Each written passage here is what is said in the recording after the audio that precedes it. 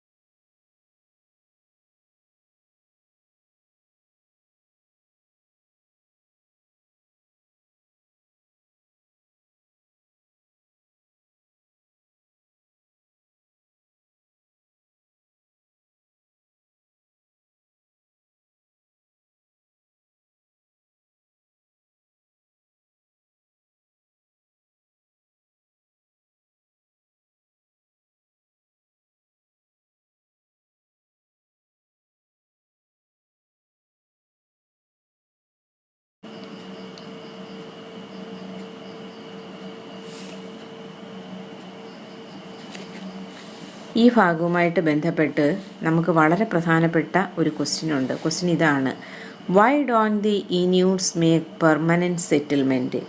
ഇന്യൂട്ടുകൾ സ്ഥിരം വാസസ്ഥലങ്ങൾ നിർമ്മിക്കാത്തത് എന്തുകൊണ്ട്? Answer: the Inuits live in snow covered regions. They never settle anywhere permanently. They live in small groups. They move from place to place. They make temporary house called igloo. In winter, they live in a house made of snow. They also make houses using the bones of whales, rough rocks and leather. The Inuits live in snow-covered regions. മഞ്ഞു മൂടിക്കിടക്കുന്ന സ്ഥലങ്ങളിലാണ് ഇനിയൂട്ടുകൾ താമസിക്കുന്നത്. They never settle anywhere permanently. അവർ എങ്ങും സ്ഥിരമായിട്ട് താമസിക്കുന്നില്ല. They live in small groups. വളരെ ചെറിയ സമൂഹമായിട്ടാണ് അവർ താമസിക്കുന്നത്. They move from place to place. ഒരു സ്ഥലത്ത് നിന്ന് മറ്റൊരു സ്ഥലത്തേക്ക് അവർ സഞ്ചരിച്ചു കൊണ്ടേയിരിക്കുന്നു. They make temporary house called igloo.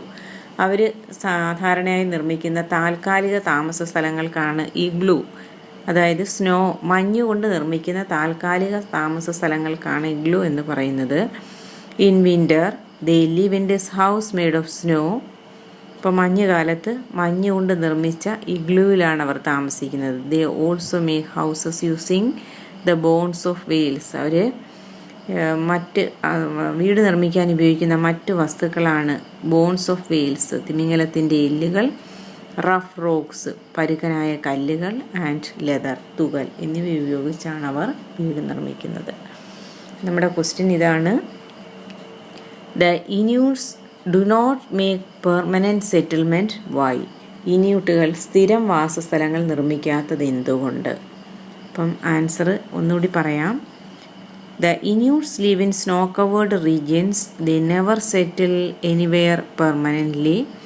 They live in small groups. They move from place to place. They make temporary house called igloo. In winter, they live in this house made of snow.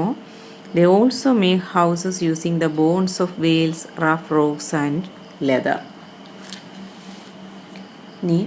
ഇനിയൂട്ടുകൾ വേനൽക്കാലത്ത് seal, reindeer, ഹിമക്കരടി തുടങ്ങിയ മൃഗങ്ങളെ വേട്ടയാടുന്നു.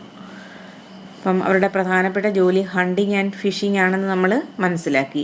During summer they hunt seals, reindeers, polar bears etcetera. ഇനിയൂട്ടുകൾ വേനൽക്കാലത്ത് seal, reindeer, ഹിമക്കരടി തുടങ്ങിയ മൃഗങ്ങളെ വേട്ടയാടുന്നു. ഇവയുടെ മാംസ ഭക്ഷണമായും തുകൽ വസ്ത്രമായിട്ടും അതുപോലെ എല്ലുകളും കൊമ്പുകളും ആയുധങ്ങളായിട്ടും പ്രയോജനപ്പെടുത്തുന്നു. They consume the flesh of the hunted animals. വേട്ടയാടിയ മൃഗങ്ങളുടെ മാംസം അവർ ആഹാരമായിട്ട് ഉപയോഗിക്കുന്നു. Clothe themselves with their skin. അവരുടെ തുകൽ വസ്ത്രമായിട്ട് ഉപയോഗിക്കുന്നു. And make weapons from their bones and horns. അവയുടെ എല്ലുകളും കൊമ്പുകളും ആയുധങ്ങളായിട്ടും ഉപയോഗിക്കുന്നു. They never leave the igloo during the winter which last for about 6 months. ഈ 6 മാസക്കാലവും അവർ ഇഗ്ലൂവിൽ തന്നെ താമസിക്കുന്നു. അവിടെ നിന്നും പുറത്തേക്ക് പോകാറില്ല. ഈ കാലത്തേക്കുള്ള ഭക്ഷണം അവർ മുൻകൂട്ടി കരുതി വെക്കുന്നു. ഇനി അവരുടെ വസ്ത്രധാരണ രീതി എന്താണെന്ന് നോക്കാം. Air tight leather shoes and double layered jackets and trousers made of fur are the common costume of the ഇന്യൂട്സ്.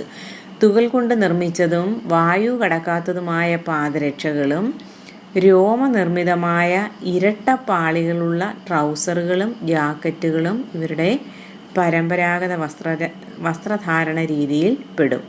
അപ്പം അവരുടെ ഷൂസ്, ആ ചിത്രം ഒന്ന് നോക്കിയേ. തുകൽ കൊണ്ട് നിർമ്മിച്ചതും വായു കടക്കാത്തതുമായ പാദരക്ഷകളാണ് അവർ ഉപയോഗിക്കുന്നത്. അതുപോലെ തന്നെ അവരുടെ ട്രൗസറും അതുപോലെ ജാക്കറ്റുകളും രോമനിർമ്മിതമായ ഇരട്ടപ്പാളികളുള്ള ട്രൗസറുകളും ജാക്കറ്റുകളുമാണ് ഇവർ ഉപയോഗിക്കുന്നത്. ഇനി നമുക്ക് പ്രധാനപ്പെട്ട മറ്റൊരു ക്വസ്റ്റ്യൻ കൂടിയുണ്ട്. Why do the Inuits have a different style of dressing? എന്തുകൊണ്ടാണ് ഇന്യൂട്ടുകൾ വ്യത്യസ്തമായ വസ്ത്രധാരണ രീതി അനുവർത്തിക്കുന്നത്? ദി ഇന്യൂട്സ് ലിവ് ഇൻ, അവർ സാധാരണയായിട്ട് താമസിക്കുന്നത് ഏത് റീജിയണിലാണ് നമ്മൾ പറഞ്ഞ്, അതായത് അതിഭയങ്കരമായ തണുപ്പ്, വർഷത്തിൽ 6 മാസക്കാലം തുടർച്ചയായിട്ട് പകലും പിന്നീടുള്ള 6 മാസം തുടർച്ചയായി രാത്രി അനുഭവപ്പെടുന്ന അതിശൈത്യം ഉള്ള പ്രദേശത്താണ് അവർ അധിവസിക്കുന്നത്. ആ പ്രദേശത്തിൻ്റെ ലൊക്കേഷൻ നമുക്കൊന്ന് നോക്കാം. ഉത്തരാർദ്ധഗോളത്തിൽ ആർട്ടിക് വൃത്തത്തിന് വടക്ക് ഉത്തരധ്രുവത്തെ ചുറ്റി സ്ഥിതി ചെയ്യുന്ന കാലാവസ്ഥാ മേഖലയാണ് തുന്ദ്ര മേഖല.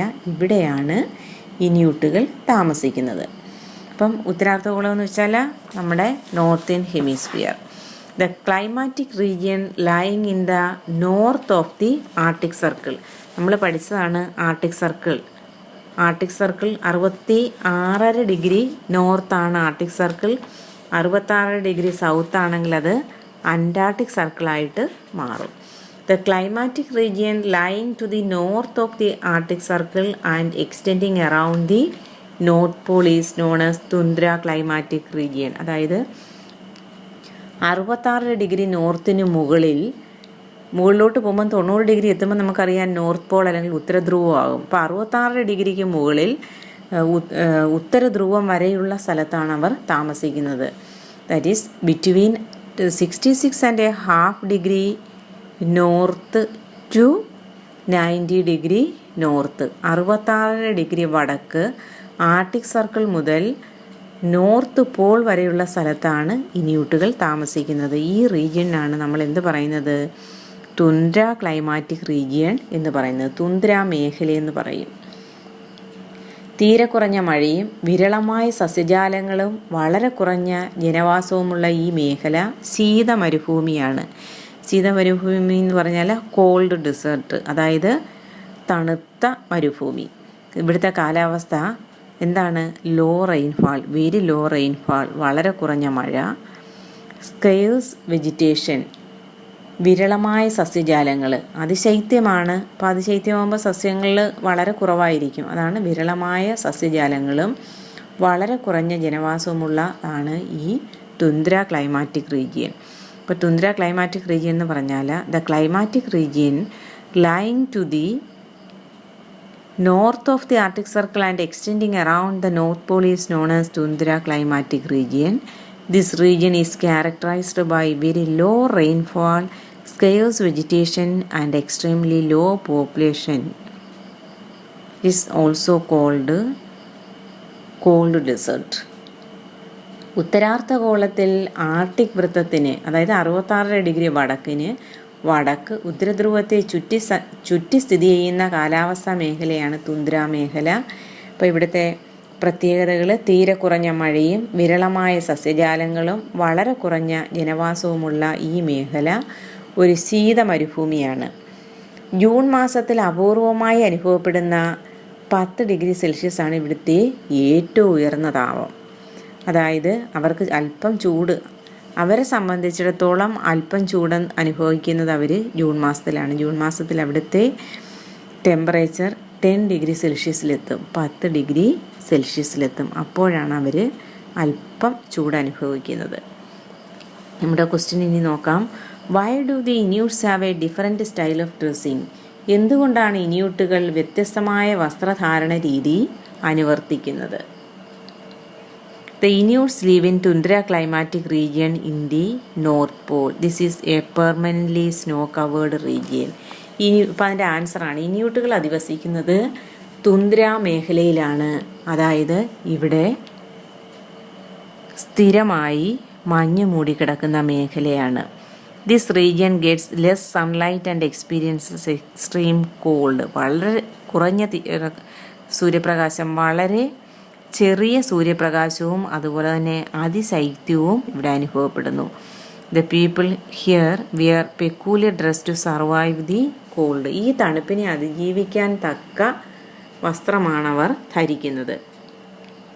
Air tight leather shoes and double layered jackets and trousers made of fur are the common costume of the Inuits. Air tight leather shoes, അതായത് തുകൽ കൊണ്ട് നിർമ്മിച്ചതും വായു കടക്കാത്തതുമായ പാദരക്ഷകളും രോമനിർമ്മിതമായ ഇരട്ടപ്പാളികളുള്ള ട്രൗസറുകളും ജാക്കറ്റുകളുമാണ് ഇവരുടെ വേഷം. അപ്പോൾ ആ ക്വസ്റ്റ്യൻ്റെ ആൻസർ ഇതാണ്. The Inuits live in tundra climatic region in the North Pole. This is a permanently snow-covered region. This region gets less sunlight and experiences extreme cold. The people here wear peculiar dress to survive the cold. Airtight leather shoes and double-layered jackets and trousers made of fur are the common costume of the Inuits. അപ്പോൾ ഈ ക്വസ്റ്റ്യൻ്റെ answer വളരെ important ആണ്, നിങ്ങളത് പഠിക്കണം. പിന്നെ അതുപോലെ തന്നെ അവിടുത്തെ നിങ്ങൾ സ്വാഭാവികമായിട്ടും ആലോചിക്കും, ഇവർ യാത്ര ചെയ്യുന്നത് മഞ്ഞിൽ കൂടി അവർക്ക് യാത്ര ചെയ്യാൻ കഴിയുമോ എന്ന്. അവർ മഞ്ഞിൽ കൂടി യാത്ര ചെയ്യാൻ അവരുപയോഗിക്കുന്ന വാഹനമാണ് സ്ലെഡ്ജസ് എന്ന് പറയും. അതായത് പട്ടി വലിച്ചുകൊണ്ട് പോകുന്ന വാഹനം, അതാണ് അവർ ഉപയോഗിക്കുന്നത്. The major vegetation that survives the extreme cold climate comprises of moss and lichens. Small flowering plants and shrubs can be seen only during short summers. Tall trees are rare here. The major fauna includes polar bears, reindeers and sea animals like whales, seals and fishes. അതിശൈത്യത്തെ അതിജീവിക്കുന്ന പന്നൽ, പായൽ തുടങ്ങിയവയാണ് മുഖ്യ സസ്യവർഗ്ഗങ്ങൾ. അപ്പോൾ അവിടുത്തെ vegetation ചോദിച്ചു കഴിഞ്ഞാൽ ഇതാണ് നമ്മൾ എഴുതേണ്ടത്. The major vegetation that survives the extreme cold climate comprises of moss and ലിച്ചൻസ്.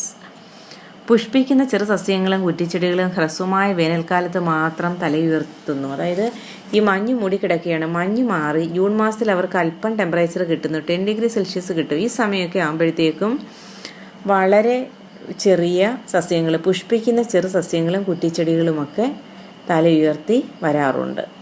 ഉയരമുള്ള സസ്യങ്ങൾ അപൂർവമായിട്ടേ കാണാറുള്ളൂ. അതുപോലെ തന്നെ ഡിഫറെൻറ്റ് ടൈപ്സ് ഓഫ് ഫോണ എന്തൊക്കെയാണ് ഇവിടെ? ധ്രുവക്കരടികൾ, പോളാർ ബിയേഴ്സ്, റെയിൻഡിയർ, അതുപോലെ സീ ആനിമൽസായ തിമിംഗലം, സീൽ, മത്സ്യങ്ങൾ, വെയിൽസ്, സീൽസ് ആൻഡ് ഫിഷസ്. അപ്പം ഇത്രയുമാണ് അവിടുത്തെ വെജിറ്റേഷൻ.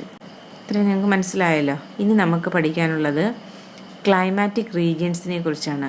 അതുകൂടാതെ നിങ്ങൾക്ക് പേജ് നമ്പർ 91 ഒരു ക്വസ്റ്റ്യൻ ഉണ്ട്, ഒരു ആക്ടിവിറ്റിയാണ് നമുക്ക് ചെയ്യാൻ പറ്റുന്നത്. Write down the features of the climatic regions you have discussed in the following table. ഒരു ടേബിൾ തന്നിട്ടുണ്ട്. ഈ ടേബിളിൽ നമ്മൾ പഠിച്ചിട്ടുള്ള റീജിയൻസ്, നമ്മൾ ഇതുവരെ പഠിച്ചിട്ടുള്ള ഏറ്റവും ആദ്യം നമ്മൾ പഠിച്ച റീജിയൻ ഏതാണ്? Equatorial climatic region. അപ്പോൾ ആദ്യം എഴുതേണ്ടത് ഇക്വിറ്റോറിയൽ ക്ലൈമാറ്റിക് റീജിയൻ ആണ്. അതിൻ്റെ എക്സ്റ്റെൻറ്റ് ഓഫ് ലാറ്റിറ്റ്യൂഡ്, അക്ഷാംശ വ്യാപ്തി എത്ര? 10 degree north to 10 degree south, 10 degree വടക്കിനും 10 ഡിഗ്രി തെക്കിനും ഇടയ്ക്കുള്ള പ്രദേശമാണ്. അവിടെ കാണപ്പെടുന്ന സസ്യങ്ങൾ ഏതൊക്കെയാണ്? Hardwood trees like mahogany, ebony and rosewood etcetera. Dense forest and the mosses are also seen. അപ്പോൾ അവിടെ കാണപ്പെടുന്ന ഫ്ലോറ ഏതൊക്കെയാണെന്ന് മനസ്സിലായി. ഹാർഡ്വുഡ് മരങ്ങളായ മഹാഗണി, എബണി, റോസ്വുഡ് ഉണ്ട്. പിന്നെ അതുപോലെ തന്നെ നിബിഡ വനങ്ങളും അതുപോലെ പന്നൽ ചെടികളും ഒക്കെ കാണാറുണ്ട്. Fauna, apes, lemurs, orangutans, reptiles, hippopotamus, crocodile, parrots and hornbills. ഇത്രയാണ് അവിടെ കാണപ്പെടുന്ന ജന്തുക്കൾ. ഇനി അവിടുത്തെ ജനജീവിതം, അവിടെ താമസിക്കുന്ന ആൾക്കാരുടെ പേരെന്താണ്? ഒരു പ്രത്യേക ഗോത്ര വിഭാഗമാണ് അവിടെ താമസിക്കുന്നവരുടെ പേരാണ് pygmies. The tribes like pygmies. അപ്പോൾ അവരവിടെ താമസിക്കുന്നു. അതുകൂടാതെ പിഗ്മികളെ പോലെയുള്ള മറ്റ് ജനവിഭാഗങ്ങളുണ്ട്. ആരൊക്കെയാണത്? Semangs, Kubus, Dayaks etcetera are the dwellers of equatorial forest. അപ്പം ഇക്വിറ്റോറിയൽ ഫോറസ്റ്റിൽ കാണപ്പെടുന്ന ജനവിഭാഗങ്ങളാണ് സമാങ്സ്, കുബൂസ്, ദയാക്സ് എക്സെട്ര. മധ്യരേഖാ കാലാവസ്ഥാ മേഖല, ഇക്വിറ്റോറിയൽ ക്ലൈമാറ്റിക് റീജിയൻ, മധ്യരേഖാ കാലാവസ്ഥാ മേഖലകളിൽ കാണപ്പെടുന്ന ജനവിഭാഗങ്ങളാണ് Semangs, Kubus, Dayaks etcetera. The collection of forest resources and hunting are their means of livelihood. വനവിഭവങ്ങൾ ശേഖരിച്ചും അതുപോലെ തന്നെ വേട്ടയാടിയുമാണ് അവർ ജീവിക്കുന്നത്. They use leaves and sticks to make huts. ഇലകളും കമ്പുകളും ഒക്കെ ഉപയോഗിച്ച് അവർ വീട് നിർമ്മിക്കുന്നു. Animal skin, bark of trees and leaves are used for dressing. മൃഗങ്ങളുടെ തോലുകളും അതുപോലെ തന്നെ വലിയ ഇലകളുമാണ് അവർ വസ്ത്രമായിട്ട് ഉപയോഗിക്കുന്നത്. അപ്പോൾ ആദ്യത്തേത് ഇക്വിറ്റോറിയൽ ക്ലൈമാറ്റിക് റീജിയൻ മനസ്സിലായി. ഇതുപോലെ രണ്ടാമത് നമ്മൾ പഠിച്ചത് ഹോട്ട് ഡിസേർട്ടാണ്. 20 ഡിഗ്രി നോർത്തിനും 30 ഡിഗ്രി നോർത്തിനും ഇടയ്ക്കുള്ള സ്ഥലവും അതുപോലെ തന്നെ 20 ഡിഗ്രി സൗത്തിനും 30 ഡിഗ്രി സൗത്തിനും ഇടയ്ക്കുള്ള പ്രദേശവുമാണ്. അപ്പോൾ അവിടെ കാണപ്പെടുന്ന ജീവജാലങ്ങൾ ടെക്സ്റ്റ് നോക്കി എഴുതണം. അതുപോലെ അവിടെ കാണപ്പെടുന്ന അവിടെ കാണപ്പെടുന്ന സസ്യങ്ങൾ, അവിടെ കാണപ്പെടുന്ന ജന്തുക്കൾ, ഇത് ടെക്സ്റ്റ് നോക്കി എഴുതണം. പിന്നെ അവിടുത്തെ ഹ്യൂമൻ ലൈഫ് എന്ന് വെച്ചാൽ hunting and cattle rearing are the major means of livelihood of the original tribes. അതുപോലെ meat, milk, millets, dates etcetera from their diet etcetera. Meat, milk, millets, dates etcetera form their diet. Permanent settlements are found only around oases. The mining of minerals led to the development of these regions. പിന്നെ അതുകൂടാതെ തുന്ദ്ര region, അത് നമ്മൾ ഇന്ന് പഠിച്ചത്. അപ്പോൾ അവിടുത്തെ extent of latitude അല്ലെങ്കിൽ അക്ഷാംശ വ്യാപ്തി, it lies to the north of the Arctic circle 66.5 degree north and extends around the North Pole. Arctic സർക്കിളിൽ തുടങ്ങി 66 ഡിഗ്രി നോർത്തിൽ നിന്ന് 90 ഡിഗ്രി നോർത്ത്, അതായത് ആർട്ടിക് സർക്കിളിൽ നിന്ന് ഉത്തര ധ്രുവം വരെ വ്യാപിച്ചു കിടക്കുന്ന സ്ഥലമാണ് tundra climatic region. Mosses and lichens R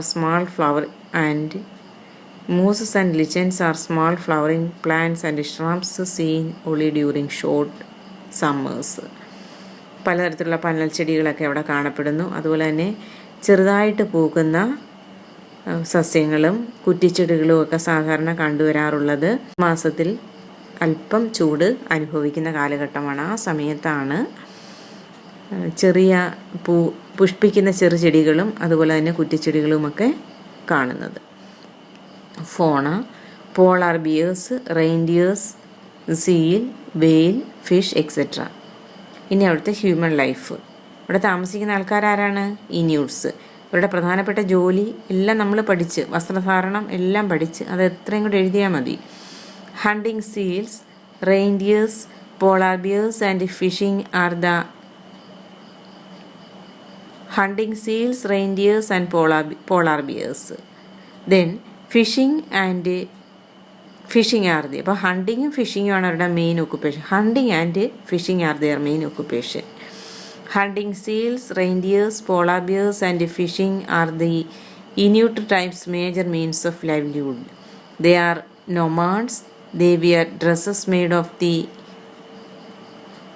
wool of or fur of animals. During the 6-month long winter, they live in igloos made of snow. During summer, they live in houses made of bones, stones and hide of animals. അപ്പോൾ ഇത്രയാണ് നമുക്ക് നോട്ട്ബുക്കിൽ എഴുതേണ്ടത്. ഇനി ഇതുമായിട്ട് ബന്ധപ്പെട്ട ഒരു long term activity ഞാൻ നിങ്ങൾക്ക് തരാം. Collect more pictures and information about the plants and animals as well as the human life of the tundra region and save in a separate folder.